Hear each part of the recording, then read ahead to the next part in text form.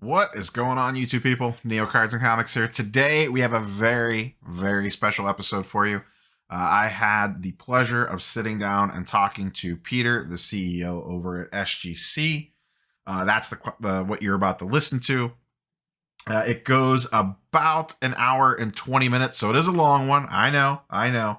But trust me, there is some really, really great information in here. We talked about a wide range of topics from the rise of SGC and the struggles that they had during, the early boom of the hobby days to getting into grading processes and balancing demand versus pricing, grading a card, training graders, all sorts of different stuff is in here. AI, technology, what the future holds. So break it up if you have to, listen to it in parts if you have to. But there are some really, really great nuggets of information in here.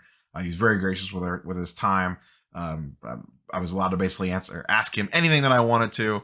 So enjoy. Let's go ahead and cut straight into the interview. Like, comment, subscribe, notification bells, all that stuff. Let's get into my conversation with Peter from SGC.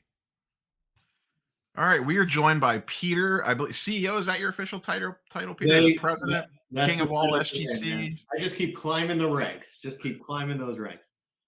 So we're joined by Peter today at SGC. He reached out to me about 2 or 3 weeks ago to sit down and potentially talk, just shoot the breeze about grading. And we missed each other a couple different times due to me having to reschedule and then him having to reschedule. But we are now finally here. So I kind of wanted to start with a little trip down memory lane. I know you guys personally came on my radar when you did. I don't know if it's famous or infamous, the Cardboard Chronicles interview. I guess that would be a little over 2 years ago now. But yeah, how time flies. Yeah. And you had the famous, I forget the exact quote, but send us all the cards basically. And that's kind of where you guys stepped up from being, you were very well known in the vintage space, and then you kind of kicked the door in on the modern world there. I guess I got kind of two questions for you. One, how quickly after that interview were your employees side eyeing you, going, Peter, what the hell have you done to us? And then, I'm sure there's some things you could or would want to do over after all that, but I have to imagine that just going through what you guys went through during all that, did that form what SGC is today? That is like such a great way to put it, Rob. First off, thanks for having me on. And this will be an interesting one because I got to say I've done some where someone will be just so overly friendly to SGC that I'm going in there like this will be a piece of cake. And I got to say, joining you, I was a little this guy's a tough one. When it comes to grading companies, I am a mercenary. I believe every card has a particular place that it should go based off of wherever the math dictates. I do think some cards, I have a, I like some cards look really great in here. I mean, this Right. old school McFarlane, like that white really pops in a tux. There's no denying it. This Right. very selective when I send cards to which companies that I choose. So I Totally. am grading company agnostic. I just follow the numbers. Greatly respect that, man. Greatly respect that. So anyway, getting back to your question, that is such a great way to put it. Did that experience kind of shape what SGC is today? Absolutely. Um, I give you a lot of credit because I feel like so many people, the hobby moves so quickly now that I think that period of time, whether it's beneficial to us or not, is often overlooked. When SGC made a few mistakes, and when certainly the guy who now is kind of what's up, guys? It's Peter from SGC, kind of this cheerleader for hobby love and positivity. I had there was certainly a dark time, man, and I can tell you there were a lot of mornings, afternoons, and nights where I was watching videos that you would make and a lot of others that I think were pretty much on point about the missteps that we had made, unfortunately, whether intended or not. And that's pretty much exactly what happened. I did that interview on Cardboard Chronicles.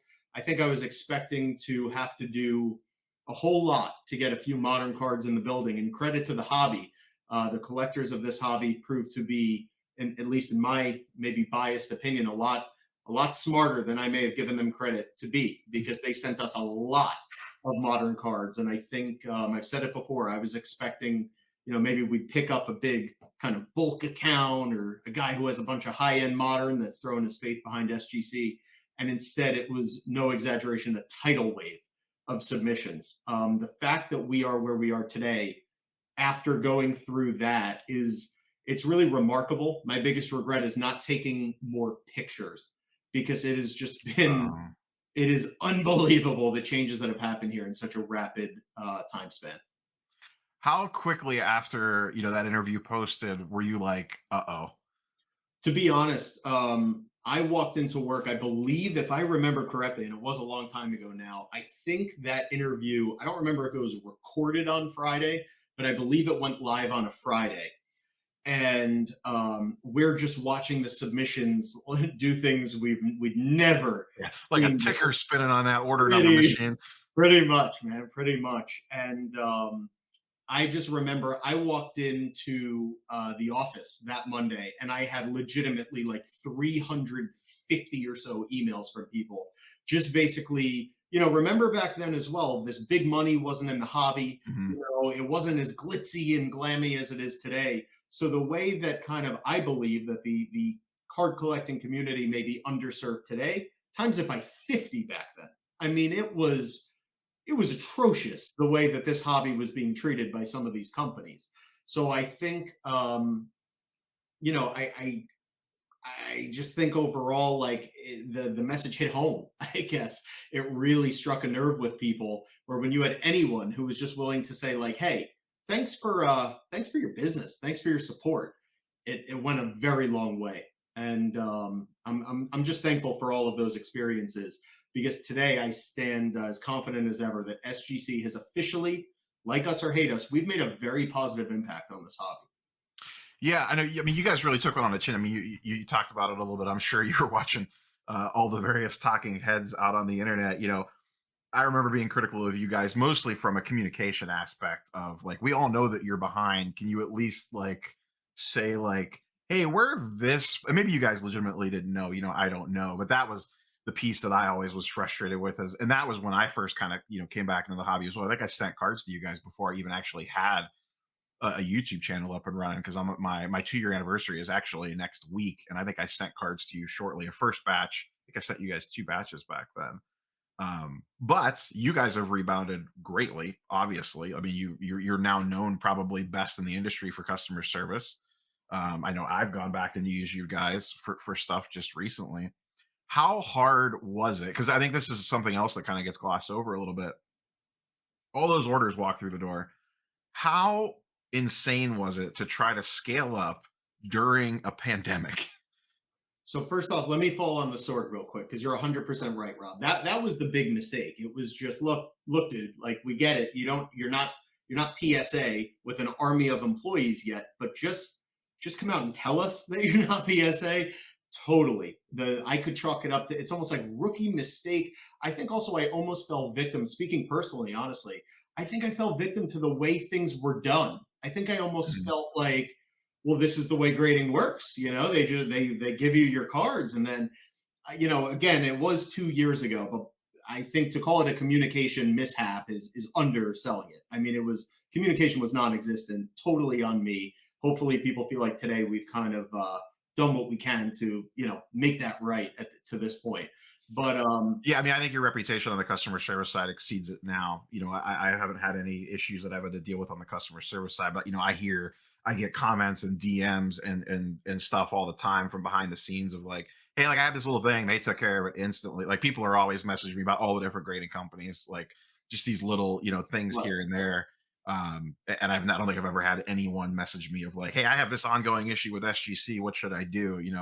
I that's never hear that stuff anymore. But that was amazing to kind of hear. my point to the initial question of, you guys went through that, and I think it really positioned you guys to be where you were today. Whereas if maybe you just had normal organic growth and you just kind of churned along and eventually people found out about you, I don't know that you guys are the same company that you are today in 2022 that you are because you went through all that nonsense. I totally agree, man. Part of running a grading company is almost like the things to say no to rather than yes to. It's kind of these imagine these landmines out there, and you don't exactly know where each one is until you've kind of stepped on a few yourself, if that makes sense. A thing that I know I could say, that I'm very proud of is that I legitimately love this hobby. My childhood, I grew up a very overweight card collector when back then it was the geekiest thing in the world. Like it was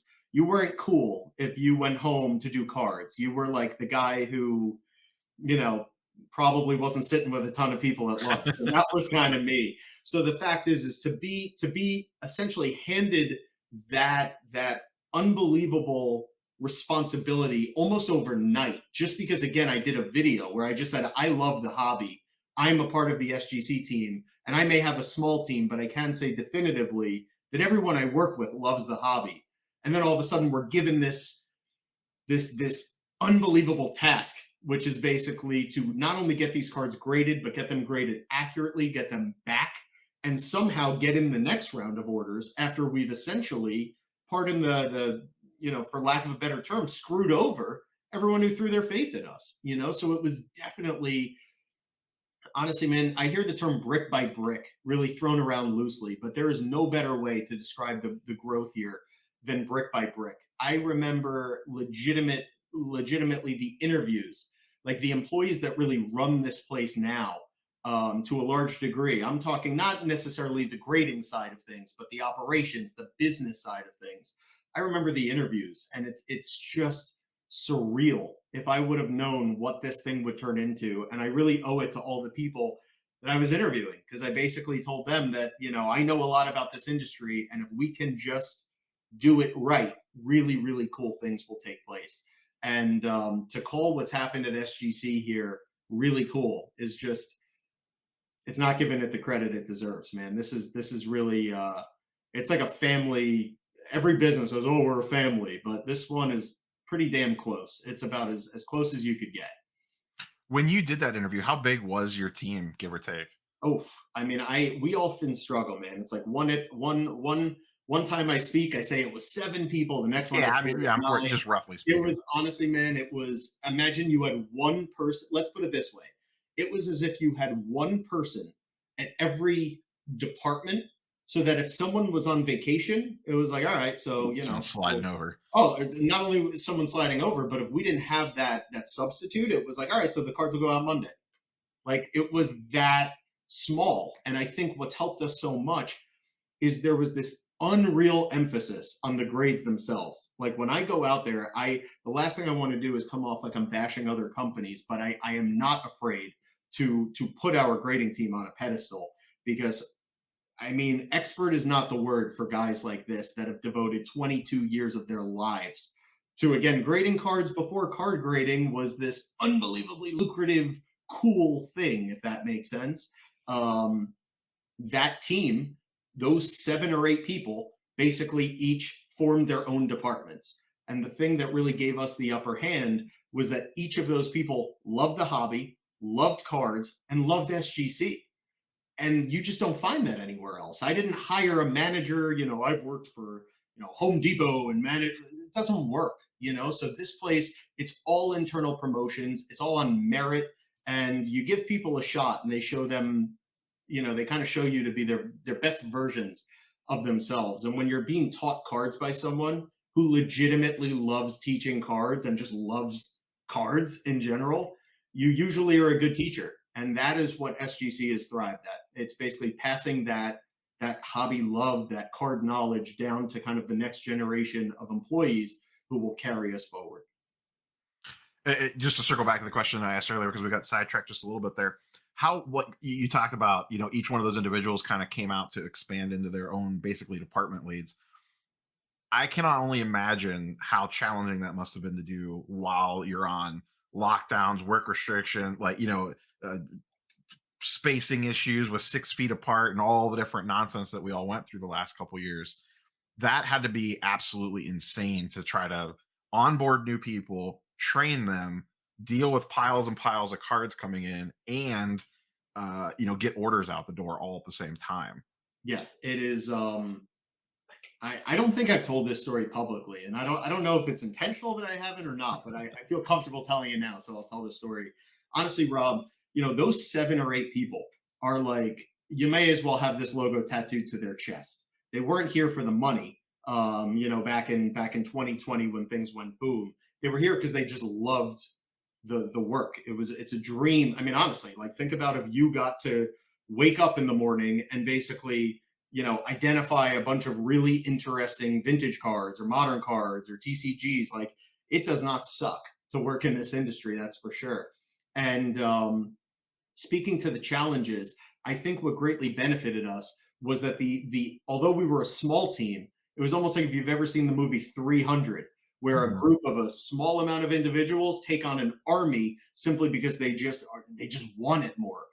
So I think it benefited us because myself and a fellow named Brian Greff, which I'm sure a lot of viewers, assuming they're SGC fans, they may have spoken to Brian before. I have a lot of very vivid memories of both me and Brian. We were so understaffed at the time, and the mail was it was like Mount Everest of mail in our building. And this is when COVID was so bad that they didn't know like really a thing about it. Like Mhm. no one knew, is COVID gonna like kill us all Yeah. type thing. And we're there literally until, I mean, at 1 o'clock in the morning, me and Brian, who now helps me run SGC. So that should tell you who's at the top of SGC. It's the people who care the most. Me and Brian are cutting open like bubble wrap from overseas during the pandemic, when they're basically telling us like, you can't be at work unless you're a nurse type thing. Yeah. And we're there Stock until your 1 in the groceries. morning, Like, like sneaking out of the office so that the local, authorities don't come in and shut us down completely. It was insane. I mean, it's hard to articulate the challenges in a small segment, yeah, but I man, can only imagine. it was rough, man. It was a tough time, and it was difficult because I wanted people to know so much that like that I, I mean well. I did not mean for any of this. And like I said, if I just would have done a thing or so differently, I could have got out in front of that. But unfortunately, you know, can't change what's in the past. Now, and now, I mean, you guys are pretty well positioned. You basically, essentially, have no backlog for the most part. I believe you guys are what, turning orders in about 3 weeks, give or take. Yeah, I mean, always a little bit of wiggle room there on either side. we're currently at a 16 business day turnaround time. What's going to be happening in the next few, and I'm very transparent, so I'm not, I'll just kind of give you our playbook.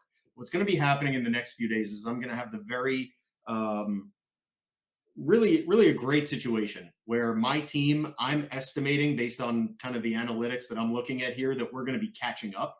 We're at 16 business days, but I'm looking at the next few days of submissions, and I'm liking what I'm seeing based on kind of the supply in relation to the demand. And we may have to suspend the expedited service levels because our standard is just too good. Too And fast.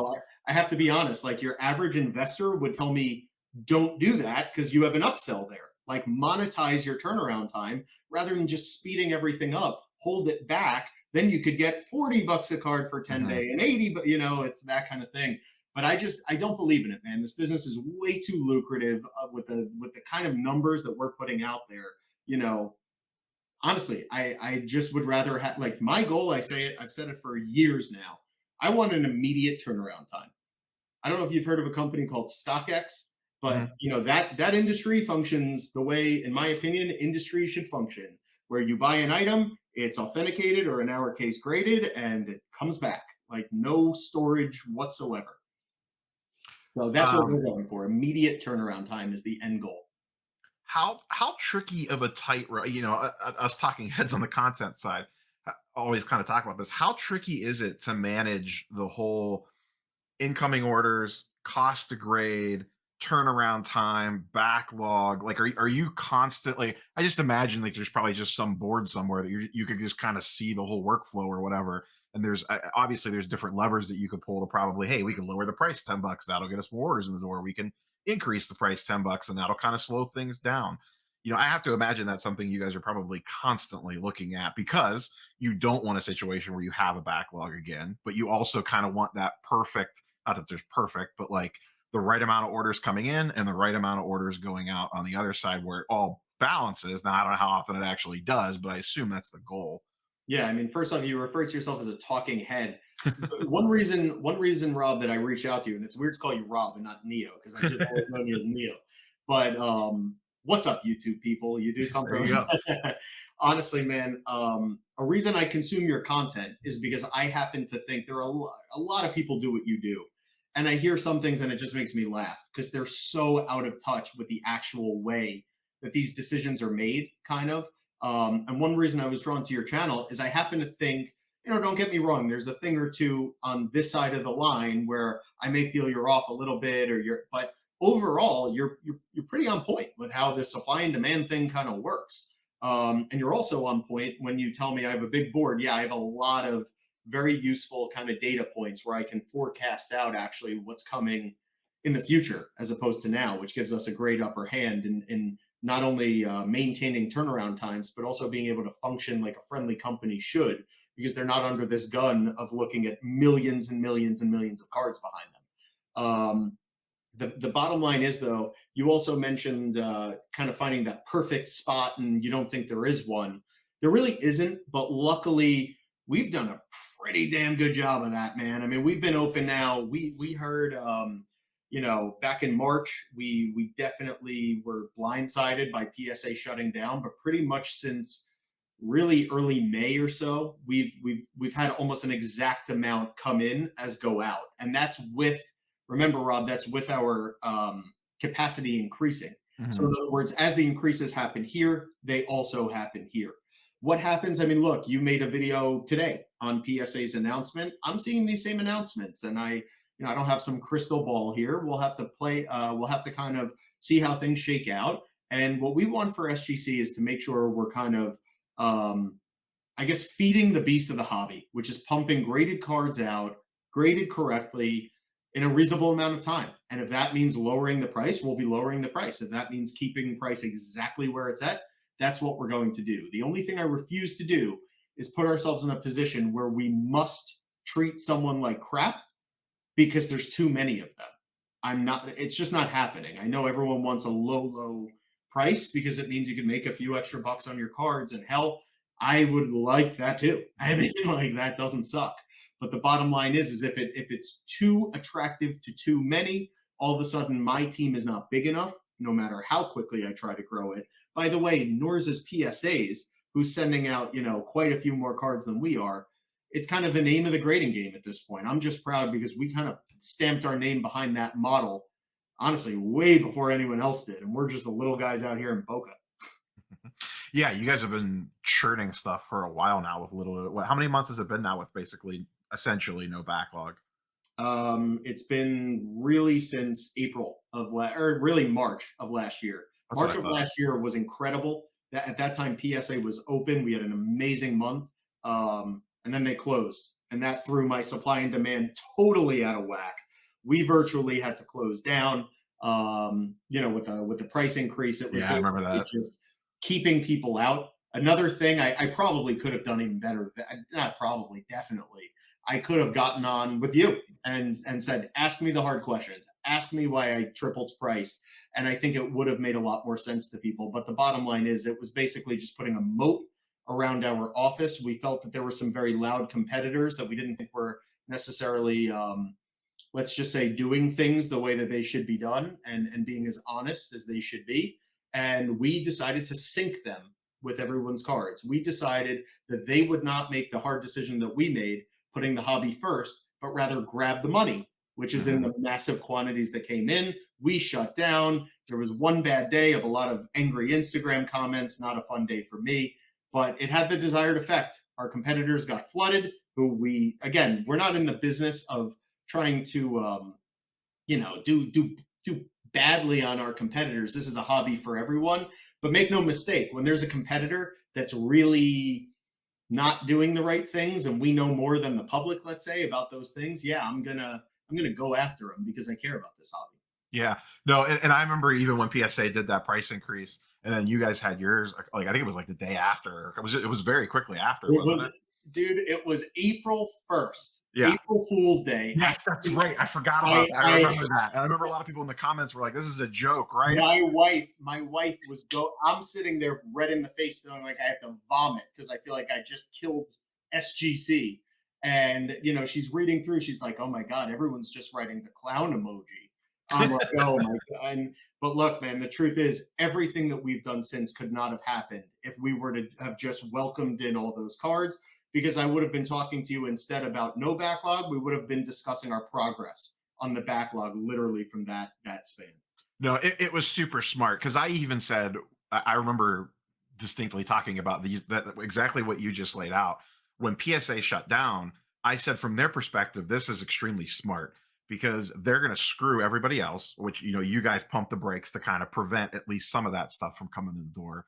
But all these other grading companies, pick whatever three-letter acronym you want, are going to get flooded because the demand for graded cards still exists. So people want their cards slabbed. They're going to send them everywhere else. PSA is going to sit back, take the hit on the chin, build out. Now, I don't think we all expected it to be, we're a year and a half later and they're still working through the backlog. But, that put a lot of pressure, to your point, on a lot of other companies that could not handle it. And meanwhile, you guys took the hit on the chin for, the clown emojis for a couple days. Mhm. And then I think what you guys dropped back down within, wasn't it like a month? You Yeah, guys weren't. and don't get me wrong, we knew exactly what we were like. I knew these clown emojis were short lived Oh, because I yeah, for knew sure. that I was ready to push it right back down. The thing that really helped is that month, you know, everyone forgets, guys, that a price increase means less units in the door, which means less dollars in SGC's pockets. It's the opposite of a money grab. But what ended up happening is with that unreasonable price point, no cards came in, basically according to plan. What that allowed is an unbelievable amount of team meetings. I mean, it was literally like we knew the tsunami is right over there, meaning Yeah. when we lower the We price. dropped this 20 bucks and here they come. Exactly. So we're just, in addition to onboarding new employees, training them up. I mean, we're having these powwows kind of. It was almost as if we're going into the Super Bowl, but we don't know what team we're facing or if Mhm. they're a run game or a pass game type thing. And it was just like, we got this. We're in it together. Jeff Wilson. I honestly don't remember how we got in contact, but one of my um, kind of business development people comes to me and he said, the sports card investor team would like to do a tour of some kind. And it was almost like we're trying to grow the SGC brand. How do we say no to an audience like that? And it ended up just, pairing beautifully where that price decrease was baked into the video. The tsunami did come, but that extra month was critical because we basically raised our capacity like 1,000 cards in a month, which for SGC standards, like that's massive, man. I mean, that's like a 25% increase in 30 days, just based on again the operational, I guess you'd say, building we were doing. But in addition, I heard you earlier talk about PSA's backlog is in grading. Our model, it's completely the opposite, which really helps as well because it's easier to train operators rather than graders, of course. Yeah, and I do want to kind of talk about onboarding a new grader, like what that process is like. But to your point that you just made, the preemptive let's get the price raised to stop this from coming in. To me, that sounds like something, and maybe you guys would have done it anyways. But that feels like, hey, we learned our lesson in early Yeah, 2020 on this. We don't want piles of packages were coming in, so we would rather get ahead of, take the clown emojis, and then like you said, game plan for a month, and then slightly open the floodgates, not that's get completely buried. that's exactly it. Man. Can't say it any better myself as far as kind of our approach at the time. So since you mentioned it, we'll just kind of move there now. Say I want to be a grader at SGC. There's been, I see it in the YouTube comments all the time, regardless of grading company. Oh my God, they're grading cards so fast. Oh, there are all these new graders. How could they possibly be turning these things around? What are these guys even doing, regardless of company?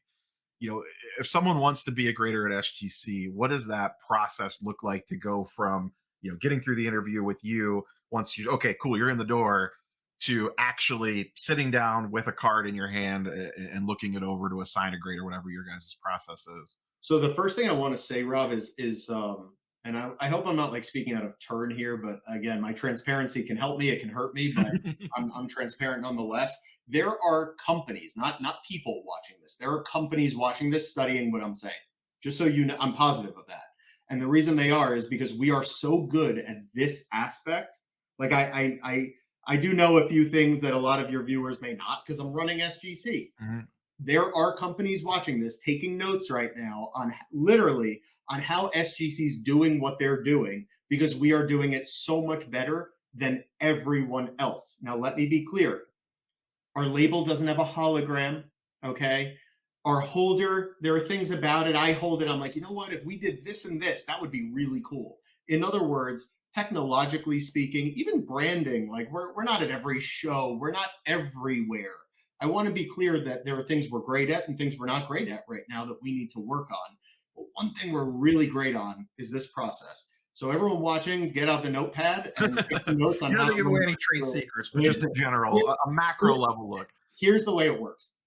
The best graders are the ones that really take a tremendous amount of pride in being card graders. That when they go to dinner and someone says, "What do you do for a living?" They're ready to talk for an hour about what they do for a living and why that person that they're speaking to should be collecting cards as well. In other words, that passion for the industry, for cards, and that respect for the grading process, if that's not like almost inherently there, you're just never going to be a grader. You know, it's the same way I'm never going to be in the NBA because I'm 5 foot nothing and an overweight guy. You know, it's that kind of thing. So the first thing is that desire and the respect for the craft itself. After that, we really want to focus on what that person kind of appreciates just in them. You know, if Mike wants to join our grading team, what is Mike like? You know, is Mike an F1 guy? Is Mike a TCG guy? Is Mike obsessed with the Miami Heat? That kind of thing. And what that does is it kind of tells us the best way to run our class, our curriculum with Mike. Okay, because we're teaching him things that he's interested in. So while I'm saying, Mike, isn't that insane that this card back in 2018 was worth $35, man, and now it's worth 35,000? I want him to be really wide-eyed, like that is so cool. And all of a sudden, when Mike's sitting at his desk with that stack of cards in front of him, he feels like he's the president of the United States. He feels like he was just born to do this amazing thing. So the first thing is motivate your people, make them feel good about what they're doing, because that whole like, oh, it looks like the grader ended up on the wrong side of the bed this morning. Not in our building. It just doesn't. That is a farce, complete farce. Can things be missed? Yeah, we're human beings. We're all humans. Exactly. But that's a farce. That like I'm unhappy, so this is a 9. Anyway, so we get to know our people is first off. Second, I'm thinking, and we have. I'm trying to. I want to speak very factually here, and we have never hired a grader. Think it like that's. I need to think. I didn't want to speak out of turn because if we did, I would say Yeah. we have never hired a grader before. I want to be clear. We've hired people with grading experience. We've hired people from other grading companies, even. We haven't approached them. We do not poach. I want to be clear. We have our own people. But when a really great person walks in the door and says, hey, I actually have some experience in this industry, sure, that's a huge leg up because they know what Topps Chrome Sapphire means, you know, that kind of thing. At the same time, I do see a lot of, you know, advertisements for other grading companies where it's like, hey, come be a grader. That to me, like knowing this process, that's dangerous, man. Like just saying, hey, come be a grader. Like, I don't care what your lesson is. You don't even, it certainly doesn't jive with the SGC way of training. My point is you pay dues in other Mhm. departments. It's almost like if you have it in you innately, you excel here, you move to here. You excel there, you move to here. That's when you and I talk. And I'm like, what do you want out of this? Like what are you in this for? And if the answer a lot of the time it is, a lot of the time it isn't. I have people that literally say, Pete, since I joined this place, I just wanted to be a grader so badly. And I'm like licking my lips, like, yes, sir, that kind of thing. But at the same time, I have people where I'm like, hey, you know, have you thought about grading at all? And they're like, yeah, you know, it's a lot of time under the lamp. I'm not sure it's for, well, like, unless Yeah. it's I'm in, it's like next, that kind of thing. So a big part is that. When it comes down to the cards itself, that's when I rely on my experts, man, that have been here for 22 years. You know, one of them, it's funny, I have a few like elite guys. Like I'm talking like the guys who taught me everything type thing.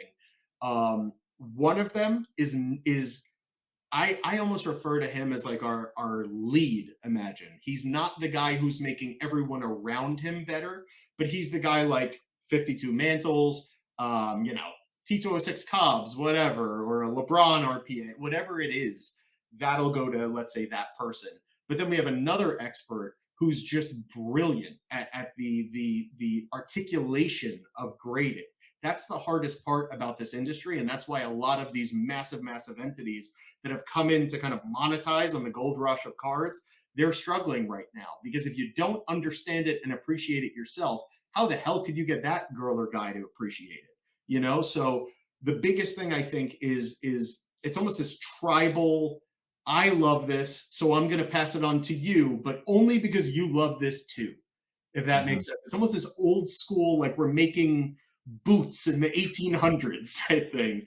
It's like an apprenticeship. It really is. And, as you can imagine, when you're training the grader, the biggest thing is accuracy and consistency. So the first thing you teach them is how we approach cards. And by the way we approach cards is not so different from some companies, but it's very different from other companies, honestly. And after teaching them that approach and what it means to be accurate, we then have to ensure that they're consistent. And we watch them like a hawk. They don't grade a card. In other words, they don't actually put a grade on a card that ends up being kind of the grade for quite a while, as you can assume, because we need to make sure that this individual isn't weakening our brand by providing inaccurate Yeah. grading. Right. Now, you kind of mentioned that there's people with different specialties. Is there, is there groups within like the grading room that it's like, oh, okay, ultra modern that goes to like this section of guys, vintage goes over here, maybe Marvel slash non sports cards go to these groups because like they're used to grading them or used to seeing them. Is it more like I'm sure, like you said, you have like your tippity top guys for certain things that come through the door, but just kind of generally speaking, do things filter out to certain groups of people, or is it pretty much anyone can grade any card that comes across the desk? First off, you ask real, like, seriously, Rob. I mean it when I say this, man. You ask very good questions. Like, you're very on point with kind of your view into this thing. 100%, 100%. There are specialties. Like I said, the reason that we want to know what Mike's interested in is also because what's really hard, like vintage soccer. Vintage soccer is much more immature than vintage baseball. There's still, there are fines, like new, meaning new fines, new issues being found all across the world every day. So it's kind of this ever evolving, ever expanding, I guess, repertoire of cards that you have to keep up with. So we really like when someone who has an appreciation for soccer is kind of on that product itself, if that makes sense. Mhm. Now, I want to be clear that everyone in our grading room is pretty much good to grade every card, but we don't want good to grade every card. We want the best grader for that card, if that makes sense. Mhm. So you're 100% on point, man, where that kind of specialization is something we use to our benefit. The beautiful thing is it doesn't hold us back, meaning it's not like this grader could put a bunch of grades on, Panini Prism base cards, but they can't do anything, prior to 1990. It's more just that this person is a freak when it comes to those base cards because this person spent their teen years Mhm. ripping open prism packs or whatever it is, so they know what they're looking at. So you know what I'm saying? It's Absolutely. yeah. No, and thanks for the kind words. It's just, this is the stuff that myself and others talk about all the time, and I'm just guessing.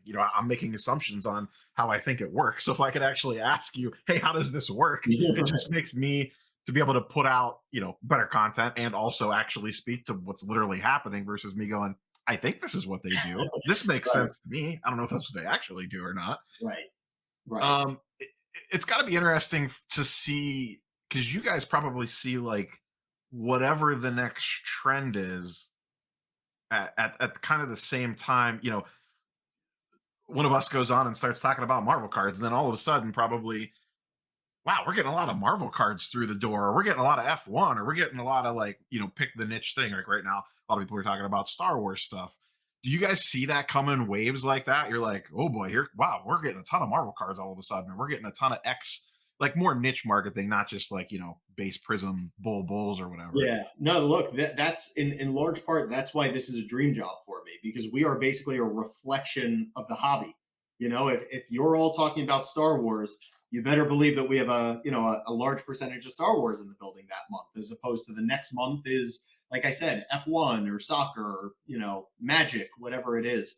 So 100%, it's very rare that like something's almost going on out there that we know nothing about, if that makes sense. You guys probably are like the tip of the spear. Actually, you're probably seeing it be like, man, Marvel cards or whatever.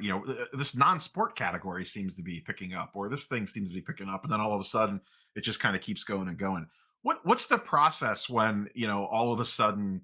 I'm just going to go back to Marvel because it's something that I do talk about quite frequently, and I'm sure you guys have graded Marvel cards in the Mhm. past or whatever. But as new, whether it's Marvel or just a new sports card product or whatever, starts coming through the door, and you guys start getting hands on those cards. I mean, to your point earlier, a card's a card to a degree, but they do have weird quirks sometimes, or different things. Or I sent you guys some TCG cards. They have rounded corners.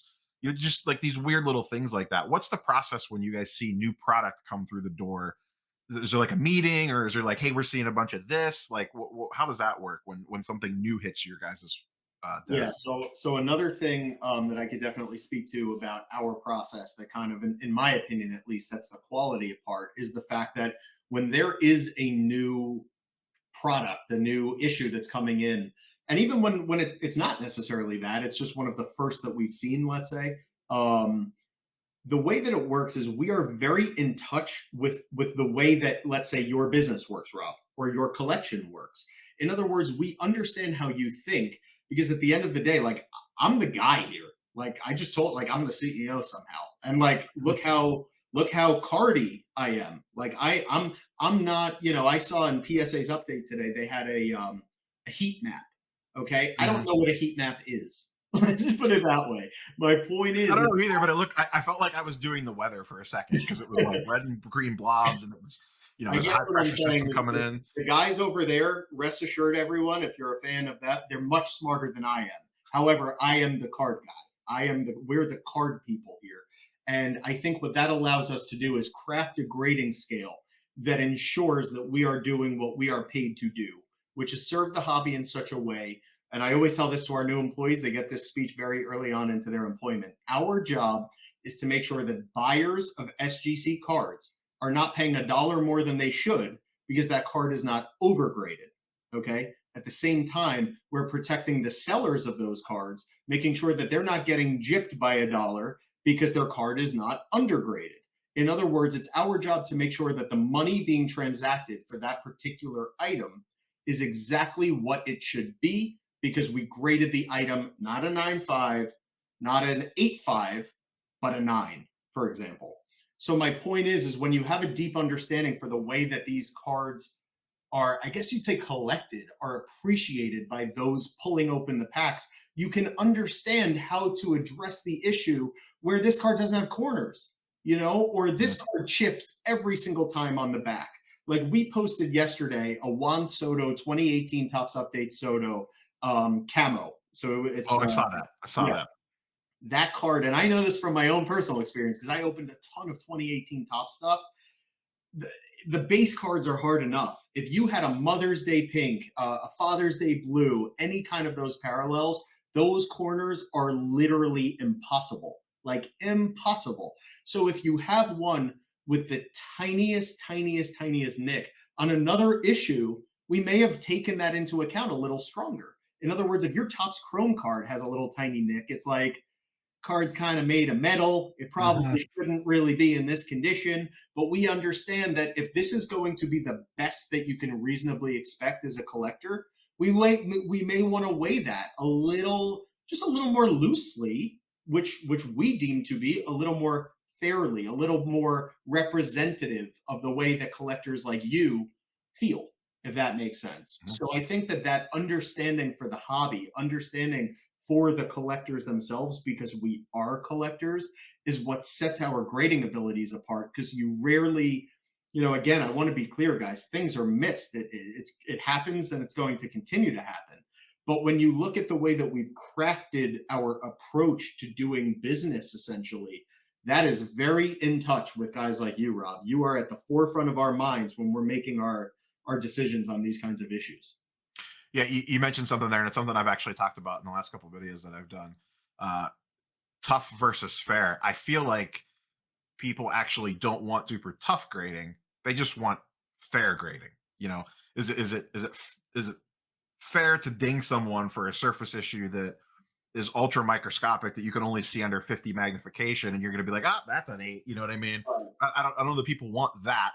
I just think that they want this card has good eye appeal. Everything looks good on it.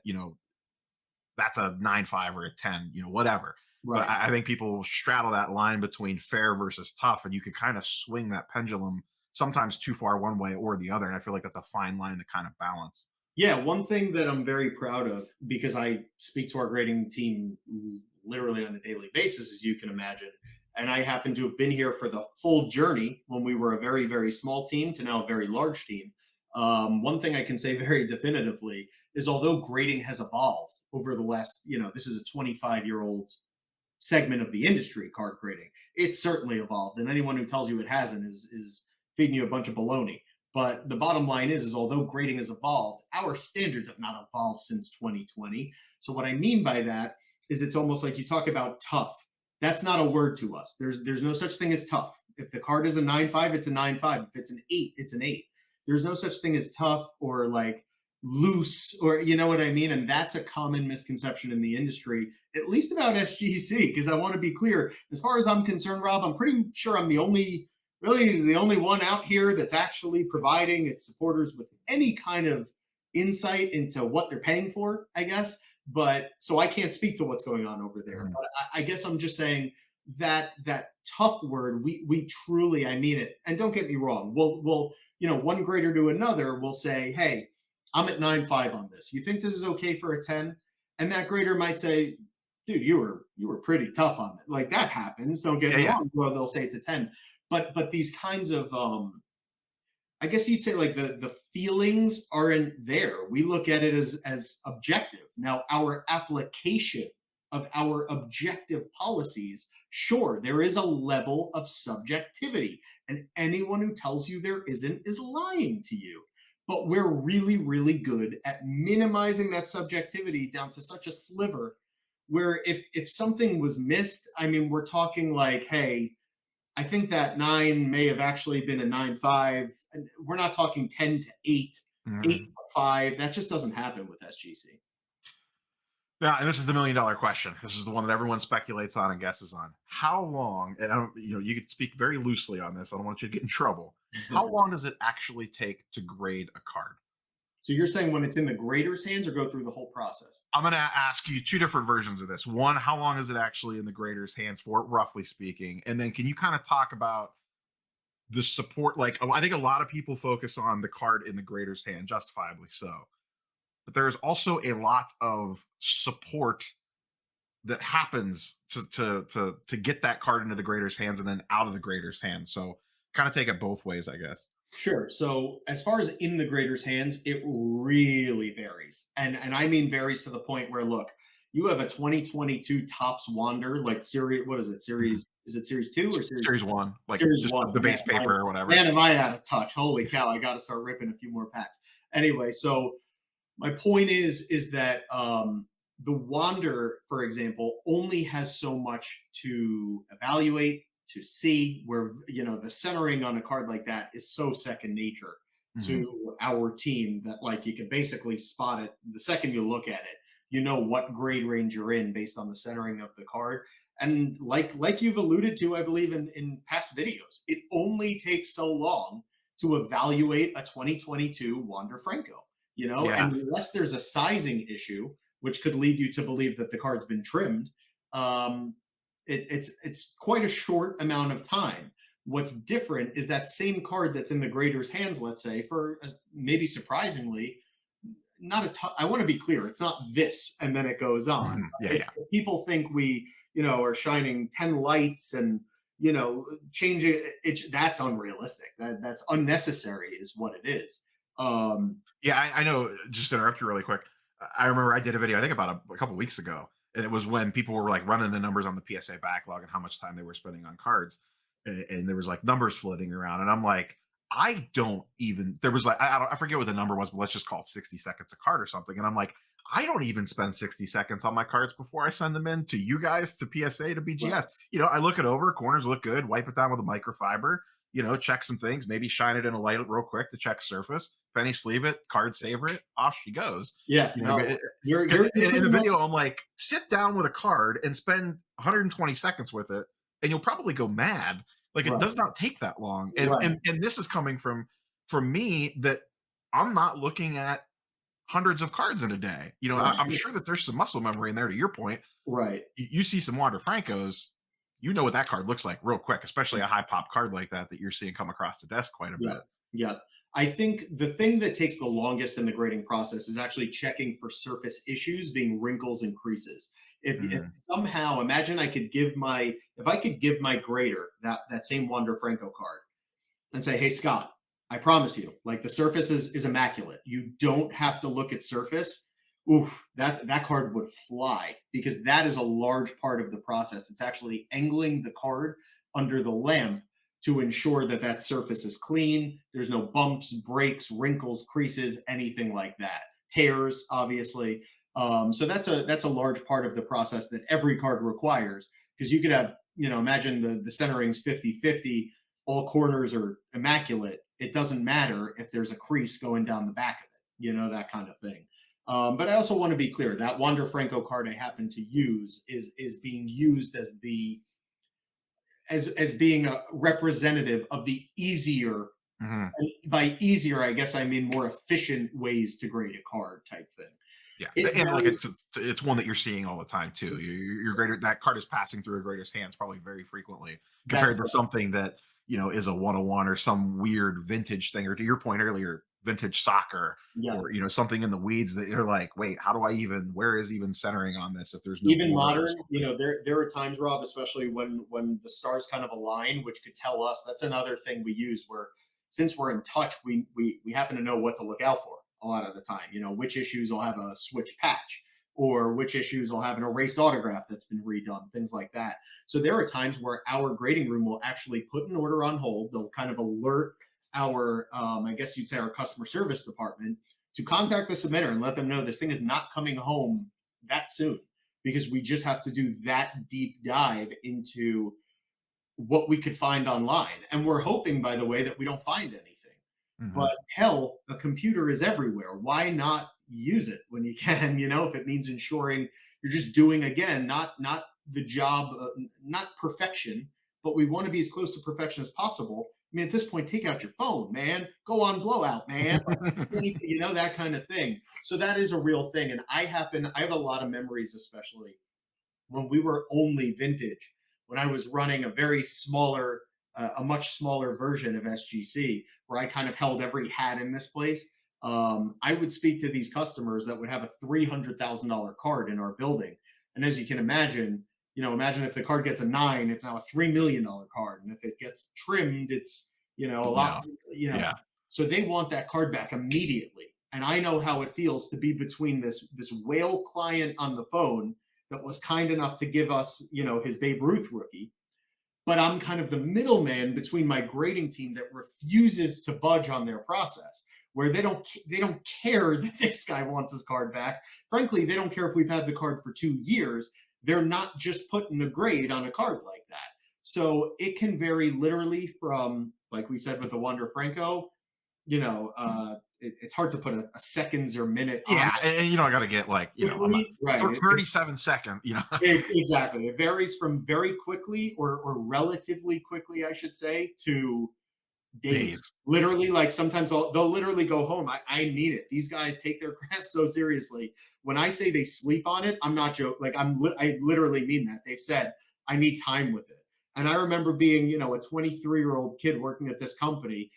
Remember, I'm a card collector my whole life. Seeing this big bald expert card grader who's just a freaking wizard tell me I need to sleep on this one, and I'm like, yeah, that guy's a legend. Like that guy is what this industry should like. That people need to hear about this, and that's what led to that Cardboard Chronicles interview.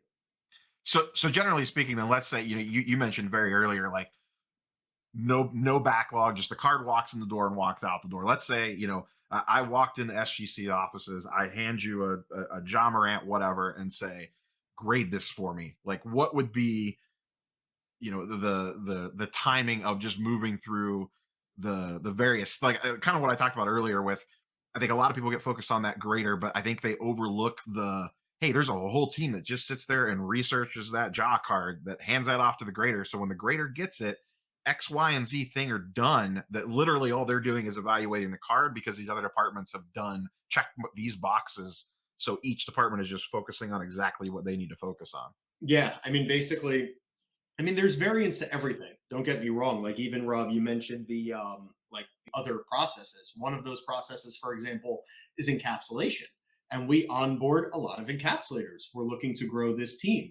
Now, the training process, as you can imagine, making sure they're trained on handling cards aren't one thing. There's no such thing as cards, like trained Mhm. up cards, because you have cards with an autograph and these days a cleat in it that's this big. Yeah. And then you have a card that's a Colgan's Chips little circle or a Or 50 some vintage like card that. that if you look at it the wrong way is going to crumble. Exactly, exactly. So it's an extensive training process in every position. But the reason I'm saying that is because when we do have a super high end card, as you can imagine, that encapsulator is our lead encapsulator who's doing that $100,000 item, whatever it may be. But assuming, let's say, it is that Wander Franco card, so it's just processed as seamlessly as any card can be. It's tough. Maybe, hmm, um, it's really hard, man, because You probably know card just gets walked through like maybe a that very few often. hours, an hour or two, and the reason is because I'm basically going to this person and saying, "Hi, can you check this order in?" Yeah. Then I'm going, "Hi, can you grade this card? Can you Mhm. identify this card?" So as you can imagine, it's a few clicks on a computer, some research if necessary, some research and across the board. Like if the grader's quick, so it's not all that much. That's what people also don't realize. The reason grading takes so long is because traditionally these companies have been overselling their service and screwing you all over in the name of just making more money at a certain point. So what's actually happening when you're waiting for your cards, they're not in the grader's hands for 2 years. I can promise you that. They're basically sitting Sitting in a and bin they're sitting somewhere. and they're sitting. And when they're finally addressed, they shoot out of the building like it's nothing, at least at SGC. I can't speak for any other company, but what I can speak to is even the other companies. If your card's been there for a year, they like it's not being worked on. It's just sitting around basically waiting its turn. But the problem is there's too few experts, there's too few operators, and there's too many cards that need an expert opinion on it. So it could make for a very unhealthy situation. Now, a big buzzword in the grading scene is AI, whatever that means. It means a lot of different things to a lot of different people.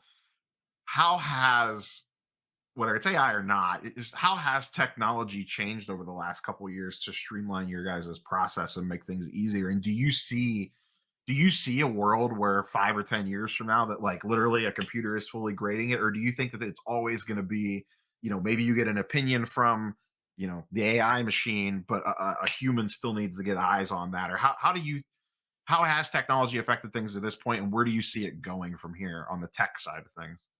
I mean, look, technology has definitely played a major role in kind of the current state of grading. And the reason I say that is because Rob, we've made upgrades to a whole lot about the SGC service, I guess you'd say. You get your cards back. Like I said, right now we're at 16 business days, and that makes me like nauseous that we've let it balloon to 16 business days. So my point is when we've nailed that aspect, we've nailed the accuracy and consistency of grades. We have the nice guy who's always there to give updates to the supporters. The thing that's kind of left there is technology. And that is where SGC needs to improve. And that is what SGC will be focusing on in the future. As far as AI goes, you're right. Like, what is AI? But I can tell you what it's not more than what it is. And I've seen a lot of what it's not. Let's just put it that way, if you catch my drift. Mhm. I do want to be clear, though. I have seen the real thing as well applied to cards. In fact, I saw something that really impressed me, actually, as far as AI goes. And I'm difficult to impress when it comes to AI because it's very difficult to fool me because I know so much about grading trading cards. Mhm. So when someone holds up a shiny machine and says, beep boop boop boop boop, Yeah. it doesn't fool me. I'm like, yeah, but this thing has no idea what like, remember that even if you have the AI model, and this is very important for everyone in any aspect of the industry, A lot of people will throw out that AI word. Here's the thing. Let's say your AI works. If AI works, that basically means that you have a model that you can train that can learn from you to act as you on basically a one-to-one where there's nothing lost. It's as if Rob is grading the card when the machine is grading the card. Here's the problem. Who is training that machine?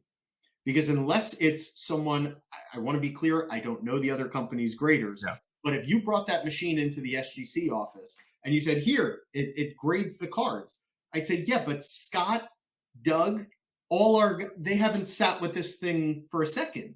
So it's sure, it's grading autonomously. It's spitting out the wrong grades.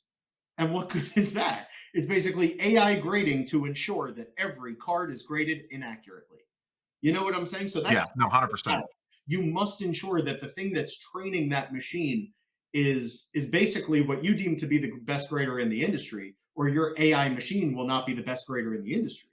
And in addition to that, I want to be clear that a lot of AI out there is really not AI. Fancy scanner. Yeah, the hardest part about the AI is the fact that cards are just so unbelievably complex, and there's so many kinds of them. And that feel that I told you about, Rob, kind of the way that we're in touch with how you think, which allows us to make the best decisions on behalf of this entire industry. You can program a machine actually to think that way with enough repetitive, I guess you'd say go rounds, if that Mhm. makes sense. But it's very hard, because you need thousands and thousands of 52 mantles and pretty much every case to teach that model. Like, no, don't take that into account. Yes, this is a severe crease, which it's a lot. So what I just gave you is about as real gets on AI in this industry, and anyone who doesn't agree with what I just said, you're wrong. That's a fact, guys. AI is not yet here to the level that this industry needs it. To be totally honest, it's not close because of the training necessary. So I would just be, I guess, wary about people touting AI unless they're touting it in a appropriate in the right way, which is to say, I have the ability to teach this machine how to grade cards. I haven't yet, but I've done it, and I've seen that machine, and I was very impressed by that machine and the AI that particular, I guess, group had Mhm. presented. It got my check mark. I was like, you've done it. You've actually done it. The problem is now the hard work begins, which is teaching that thing. Yeah. I always, from an outsider looking in, I always viewed it more as an assist than the actual, there's probably things that it could do to make a grader's life slightly easier and maybe speed things up in the process. But I could be completely wrong on that. And then you just have to verify what the machine spit out, basically. Like I said, if you could ensure that you're doing literally, it's almost like millions and millions and millions of these corrections teaching that model, it could grade autonomously, theoretically, very accurately. But I agree with you, certainly a lot more practical to use it in the sense of assisting, which can allow you to, let's say, focus on even a group of cards rather than to just approach it as like, let's build a robot that grades every card in this hobby. So I certainly agree that programming your AI to catch certain things is probably, like I said, just a more practical way to apply the machinery. Now, we touched on grading skills and stuff a little bit ago, and there seems to be a vocal minority out there. That's how I place it, anyways. And maybe there's more, but it feels like there's a vocal minority out there that is desperate for subgrades. And I know that you, I don't want to say got yourself in trouble, but you listed out I think you threw out, what was it, like? Yeah, there's 35 things, and then all of a sudden people were like, "Well, what's the 35?" And you're like, "That was just a number, guys. Calm down." Right, right. And I thought your answer on subgrades was spot on in regards to there's more than four things on this card that need to be looked at. But I also, though I'm not big on subgrades, I could take them or leave them. I think the reason people want subgrades is because they just want some insight as to why they got a 9 or a 9.5 or a 10 or an 8, or depending on vintage or whatever. So I think they want that little insight into why the card graded what it graded. And where I'm leading into this, and I don't want to get you in trouble, but you very strongly hinted at something on your interview with off centered. And I also collect comic books quite a bit. And on the CGC side of things, when you get a comic book graded, there are graders notes where I could log in and look and see, and it tells me exactly a list of what they had on there. And I am sure, and you can correct me if I'm wrong, that is probably something that is very time consuming. But and some very small grading companies have done that. Do you see that as something coming down the line potentially? So first off, I'm dying to get into comics. I think comics are the coolest things. I know nothing about them as of now, and I think it's a lot of the way the comic industry works. Some of it I kind of scratch my head at, honestly, but a lot of it I think is amazing. Like for example, what you just told me. You know, it's pretty obvious why there's not a detailed breakdown on every card, and that's that collectors want their cards back. You Mhm. know, and they also want to be able to send in as many as they can without being charged $150 per slot, basically.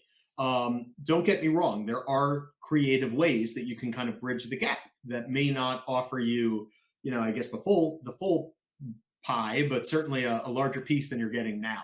We are working on a lot of I guess I just say we're working on a lot. And don't take that, that's not a tease about Mhm. graders notes. It really isn't, Rob. That's just me coming out and saying, you know what, at 6:15 or so on this day, I decided to get on with Rob, and I did it for one reason: to try to educate our supporters, or maybe people who don't support us, on how we grade. And more of that. At least you understand who the guy is having the speeches in the grading room, like what he's saying. In other words, knowledge is power, and there's numerous ways to go about providing that knowledge. The most direct, of course, is to say, here's your card back, that card graded this way because of X, Y, and Z. Is that the ultimate goal? I'd be lying if I said it wasn't. Of course. I mean, that would be the coolest thing. Is it unbelievably challenging for any company of any substantial size I get? Yeah, that's really hard. But I want everyone to know that nothing is off the table for SGC. We are just looking to kind of shatter the way things are done. And we have there is a lot I could kind of tease about some fun things we're working on behind the scenes. As far as graders notes, it's a work in progress. I mean, I would love to give collectors something to hold on to, but I could say that almost in the meantime, expect a lot more, first off of this, where I'm coming out and I guess doing my best at least to educate on SGC's grading process. But it could be a lot more robust than that, where it's not this a YouTube video every few weeks, let's say. It's like Yeah. a real grading school, something of that nature. And by the way, some grading company will have grading school tomorrow because they watch SGC like a hawk. Yeah, I don't think people are expecting grading notes on like a bull based prism. Not to pick, I think I picked on bull a couple different Yeah, times tonight, enough, man, enough. but The guy had a I good do game think in person. if someone sends in a 52 mantle or an 86 Jordan or whatever, I do think that there's a lot of value. Whether it's at a certain value of card or a certain, if you send in at the $150 level a bigger card or something, that you get a little, when you look up the cert number, it says, soft top right corner, little crease on the back or something. Because I think that's where a lot of, I don't want to say the anger, but just the frustration comes out. Like, people get, I'm sure you watch them, people get return videos, just Google SGC return, and they're holding the card in their hand and they're like, this card looked so clean when I sent it in. How the hell did this thing get a 9? This makes no sense to me. And I'm sure you're sitting there going like, oh, maybe you could see it, maybe you can't, who knows? But just to know that that is probably out there somewhere, but the work to tie that all together, I imagine, has to be massive. Yeah, But no, it is, and believe me, if everyone watching this video doesn't think that I have had extensive conversations top down what this would look like, how could we just apply it, this big, if not that, and believe me, I've said it from 2020, we do not sit still here. We don't have the ability to. If I turned around and screwed all of you over, you'd stop submitting your cards to SGC. So I have no choice but to keep making you happy and to keep making this hobby better, so you continue to send your cards to our team.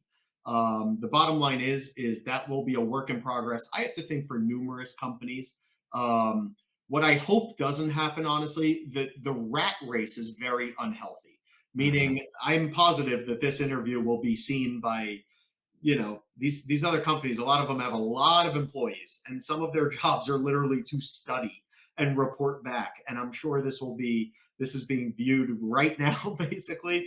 But I can say this: what worries me is that the report back is SGC is going to do SGC is going to do graders notes.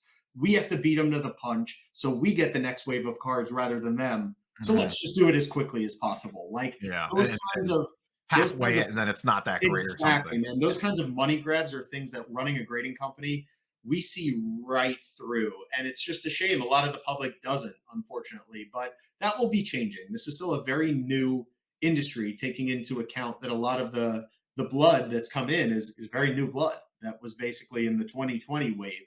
But as those collectors, kind of, I guess, mature in their collecting and educate themselves, I think that a lot more, for example, I've told you, Rob, that I tend to think you overall, again, it's not to say everything you've ever said is on point, but you get how this thing works.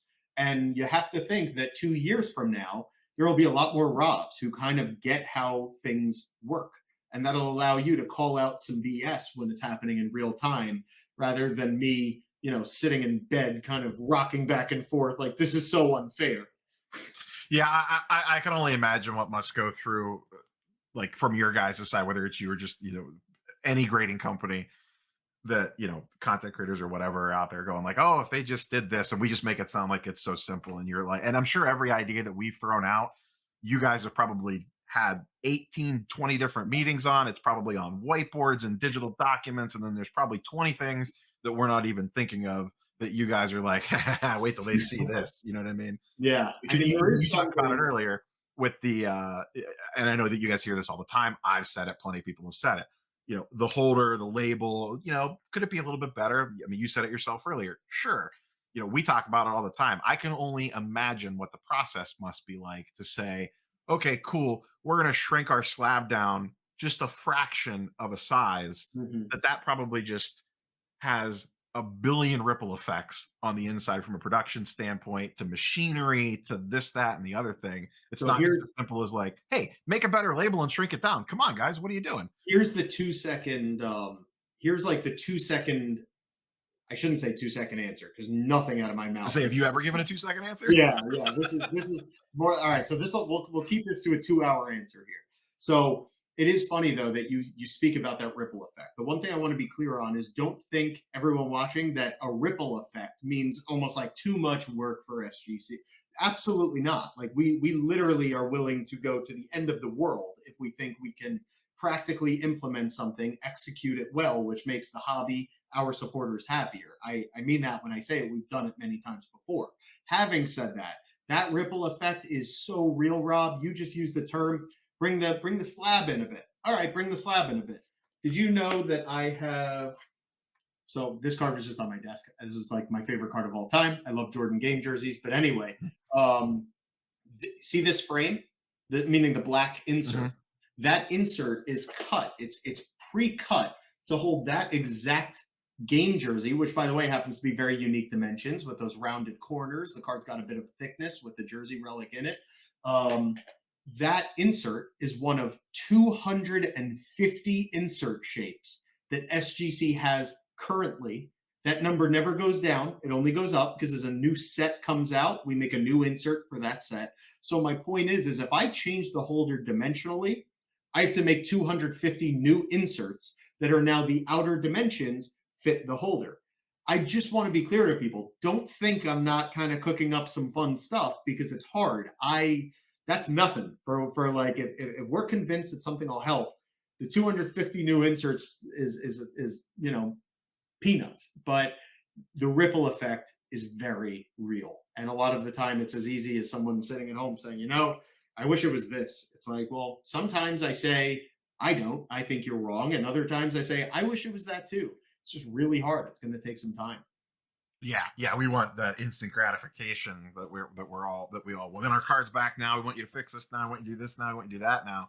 I don't let people sit down and think like, yeah, like you said, if we just change this, we could do it, and we might be willing to put the work in to change whatever the small thing is that the hobby wants. But there's a ramp up to doing that, and then there's different consequences that happen because that we do that, and probably unintended consequences that you don't even realize until you start to do it, and then all of a sudden they start popping up on your desk. Yeah, I mean, look, we move very quickly. That's the beautiful thing about SGC. Somehow I call the shots, and I just refuse. I'm not a guy to, a lot of I've spoken to some very powerful people in the industry. It's kind of like, hey, let's jump on a call. Great. How about tomorrow? No, my schedule. Let's talk in 3 weeks. We talk in 3 weeks for 20 minutes. They're like, up, got to run to my next call, and then there's no call for 3 more weeks. With my vendors, it's like, how do I get this right now? Okay, that's taking too long.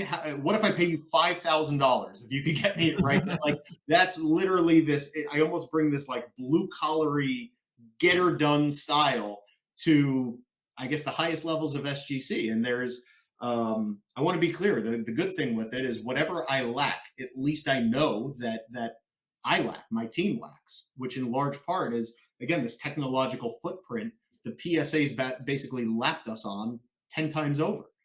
But I'd argue, if we're a community of card collectors and you care about your cards, and you care that you're buying the grade of the card, well, I'd argue, there's no one better. But who am I? Just the biased, screaming SGC man. The king of SGC. That's what it's your Exactly. little crown and a little scepter that you can Exactly. walk around when you walk up and down the hallways.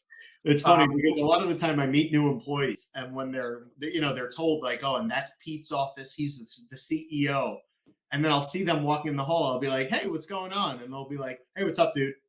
And I'm like, "Oh no, I'm Pete. Like I'm that guy." And they're like, "Oh, I'm so sorry. I didn't know how you." It's I, funny. that reminds me of one of the funniest things I think I've seen this entire year is when I think it was at the National when Mojo Sports ran into you, a fellow content creator of mine. I don't know him super well, but you were I forget the exact interaction, but basically he asked something about SGC and he's like, "Do you work there? Do you know them or something?" And you're like, "Yes, You yes, know I what? do." And he You has know what? since, I know that you guys have done a photo op and stuff since, but I remember I was in a group chat with him and specifically nudging him the day that whenever that came out that happened. A bunch of us were giving him a lot of crap for that one. The funniest thing, man, is I grew up, just to give you some backstory to that video, I grew up an obsessive card collector and then obsessive autograph chaser. And Mojo's channel, Mm. when I, we're actually the same age, him and I. So when I was, let's say, a teenager going to all these spring training games, waiting by the bus and hounding these players for their autograph, he was doing the exact same thing. So I would watch his page, long before I ever got to SGC. So when I saw him at the National, I was like, hey man, like I used to watch your page all the time, like almost like thanks for doing what you did because it helped me, enjoy collecting. And then he was like, "Who the hell, who the hell are you? Do you work for this guy?" So it was almost a double whammy where I'm like giving this guy tremendous praise, thanking him for his contribution to the hobby, and he's stepping on my throat a little bit. But to make matters worse, I went to Mint Collective. I saw him there, and I said, "Hey," I said, how you doing, man? And he looked at me and he was like, hey, what's up? And I was like, this guy doesn't know like he basically forgot who I was again. And I had to say, no, I'm the SGC guy. And he was like, oh, what's up?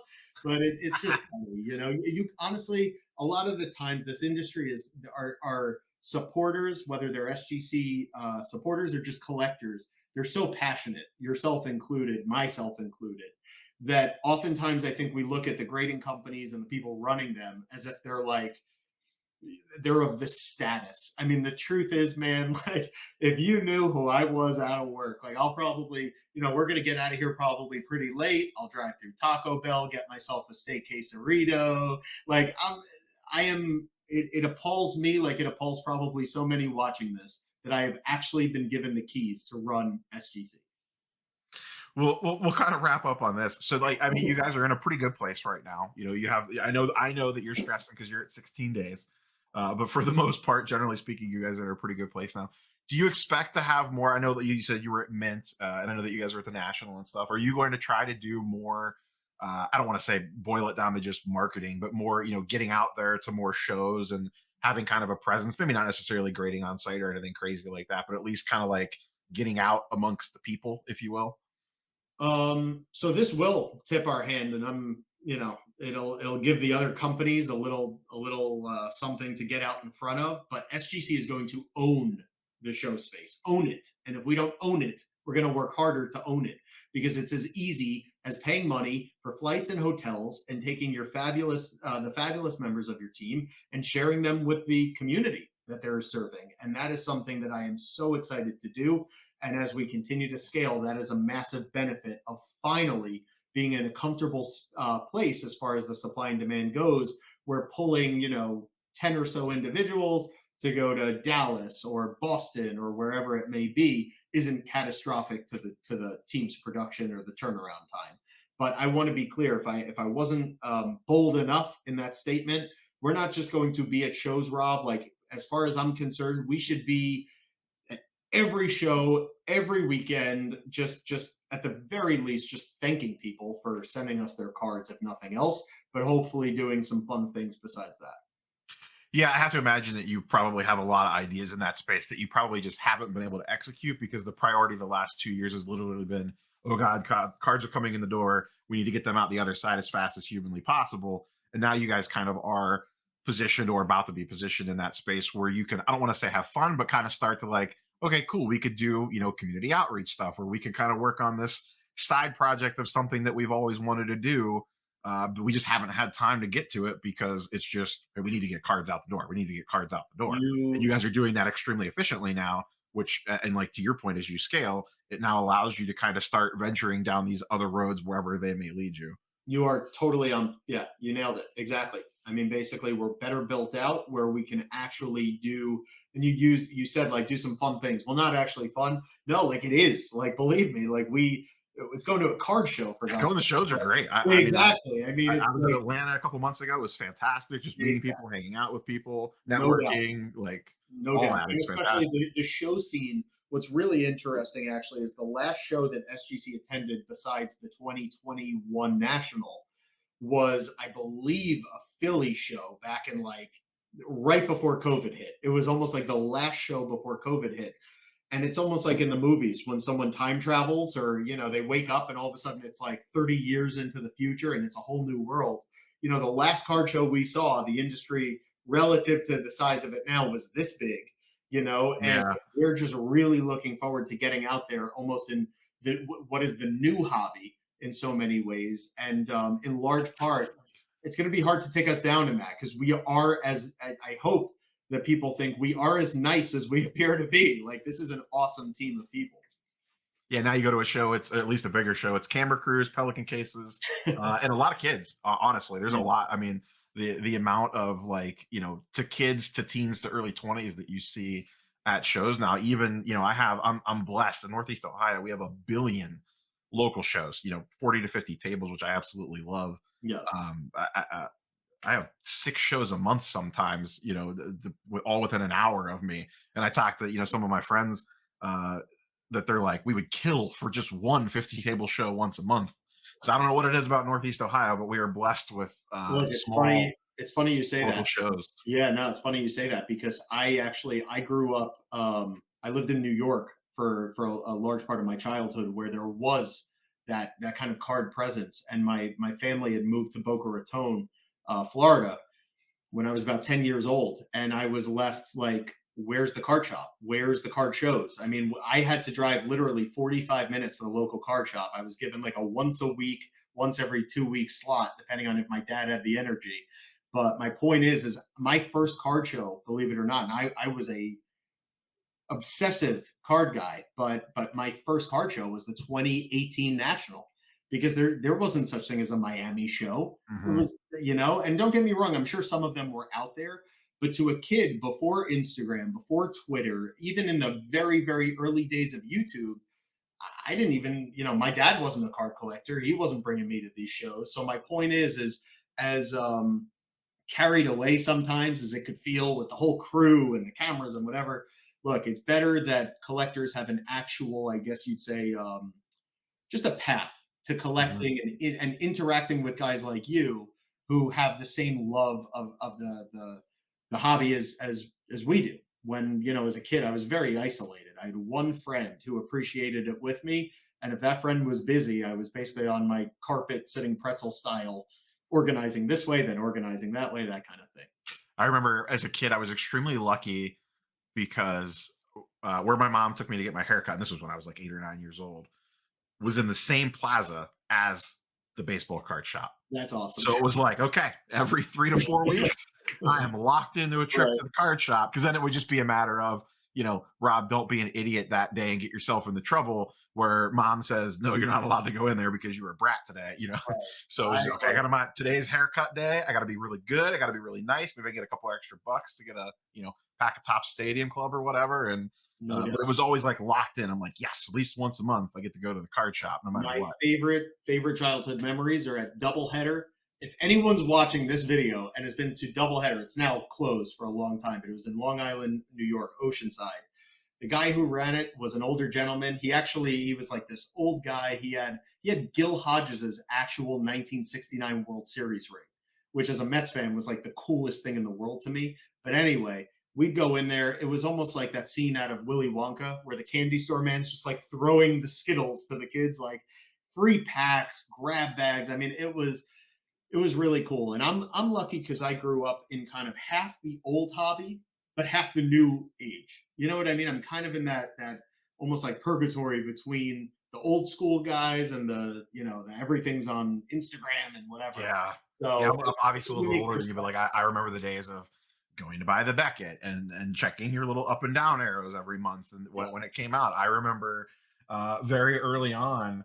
How old was I? I don't remember. It would have been 89 or 90.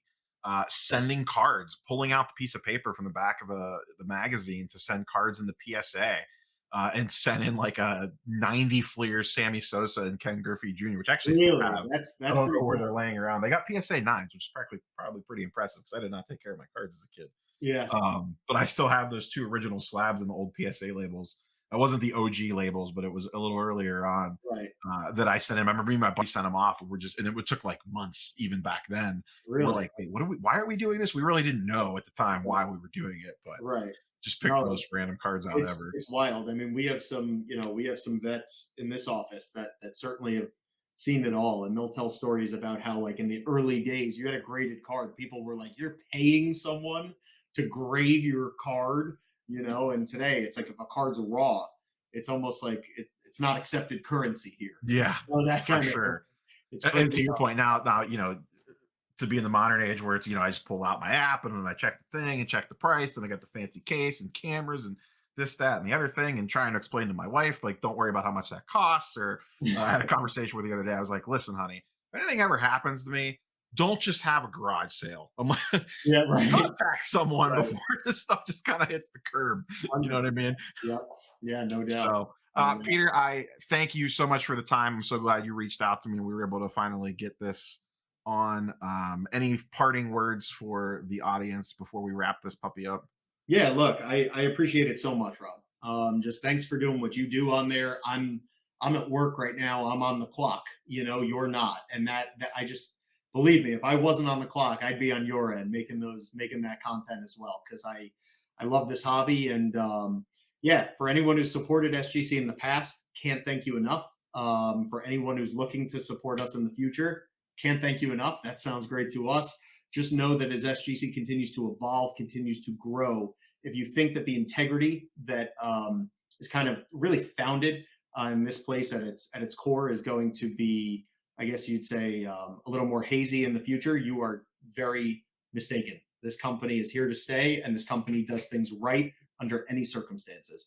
So overall, I thank everyone for kind of dealing with me for the last hour and a half. And Rob, thanks so much for having me. Really appreciate it, man. Not a problem, Peter. And everyone, send them all your cards, like you said 2 years ago. This time, they're ready for you.